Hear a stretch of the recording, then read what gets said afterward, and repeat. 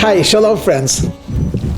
There's a story told about a very holy Hasidic master who was a revolutionary in his thinking and brought tremendous innovation to the Hasidic world. I won't mention his name. When he passed on, his very learned, scholarly, and saintly son took over. They were convinced that the child, who's not a child actually, that the son of this great leader, who was an outstanding personality in his own right, would continue that path of being a revolutionary, of adding innovation and with scintillating insights. And they were quite surprised that his first major address to them was, "Do not expect me to innovate anything. My job will be to perpetuate the legacy of my dad." They took it as he's very humble, he's just beginning. But after years of his inspired leadership, one of the elder Hasidim, one of the elder followers, mustered up enough courage, and he said, "Rabbi, you're so brilliant. Truly, you are your father's son. Why is it that you're not adding anything? You're just keeping it?" And he gave a wonderful parable. The parable that he gave was that there was a king who built a beautiful palace and furnished it. When he finished and his son took over, the son continued furnishing the palace with works of art. When that son passed on and the third king came, they added paintings and tapestries until the place was beautiful. When it came to the fourth king, the fourth king looked around and said, "I don't have to make this place more beautiful. It is beautiful. However, it's being neglected. There's a lot of dust. My job will be to keep it fresh and vibrant." To which the Rabbi then said, "Each one of my predecessors were holy. They added something to the building, to the palace of God.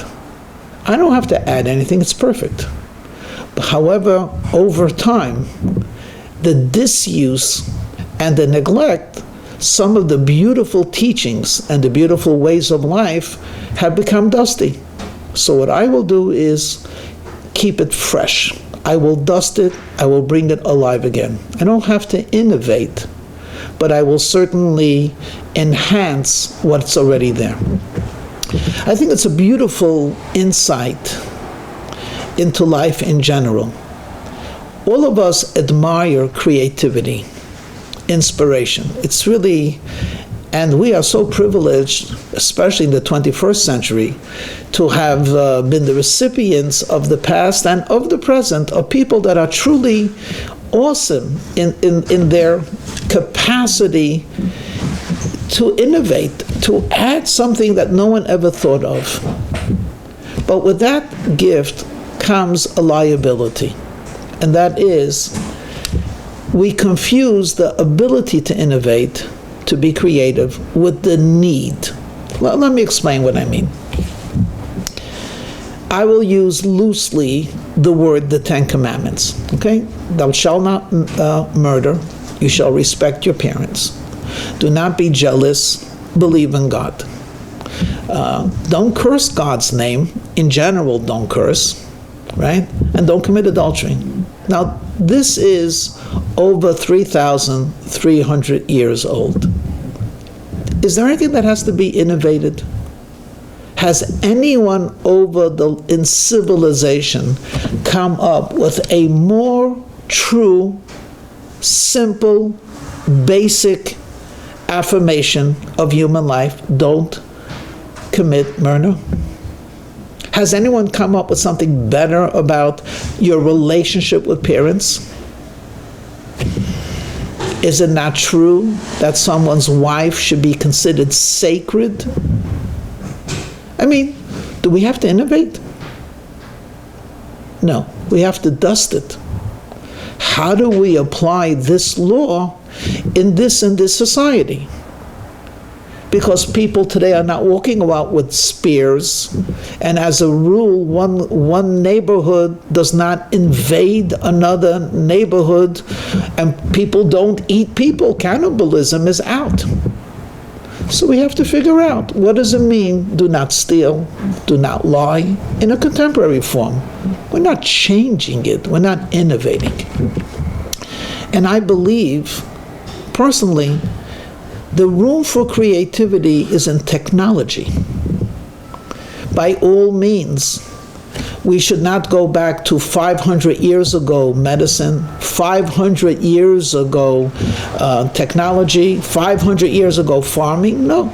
By all means, we should use every conceivable method to enhance health, to enhance productivity, to give people more opportunities for education. But that's technology. That's where we should be innovative. When it comes to morality, when it comes to ethics, I think we have to go back, not front. We don't have to add today, and again, this is an opinion, we are so sensitive towards one another. And we have so many laws against being disrespectful. In fact, the word today, I am offended, is considered like a sin. I think this is modern. I think if we went back to the basic definition of a human being who's created in the image of God, I think we would give him the dignity, the respect, the rights, and the responsibility of a human being. I don't think that we have to change pronouns to give the respect to a male or a female. I don't think we have to innovate companionship, where suddenly there is no permanent companionship, there is companionship, etc. There is marriage. There is marriage between man and a woman. There are basic ethical, biblical values. We do not need to innovate. We have to dust it to make it more shining today. Where is there room for innovation? I said technology, in medicine, perhaps even in art, but I do not know.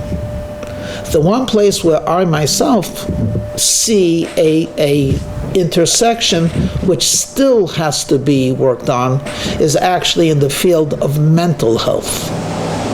So when you look at the words of the sages, and the wisest of all men, King Solomon, so I'll share with you two of his sayings. One saying, Da'aga be'ish, if a person has anxiety in the heart, ish yasichenu, let him talk it over with people. Talk therapy. It's not new, it's old. Or better is a close neighbor than a far brother. Nothing new. So that we need. We also have remarkable achievements with medicine in how to help a person go through certain mental difficulties.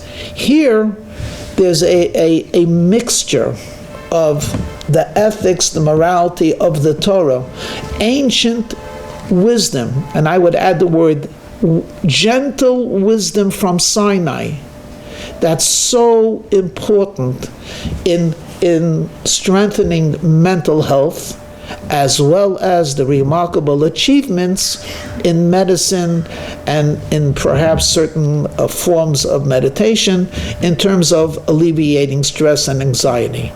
So we still have to work on this, because the heart and the mind, or the emotion and the mind, are still, relatively speaking, fields that we're just beginning to understand. But my friends, we don't need new ethics. We don't need a new morality. It's a beautiful world with beautiful people, with beautiful ideas. All of it in our holy Torah. All of it loosely defined as biblical values. I truly believe that the more we go back to the old, the more creative and modern we will be in the future. Shalom.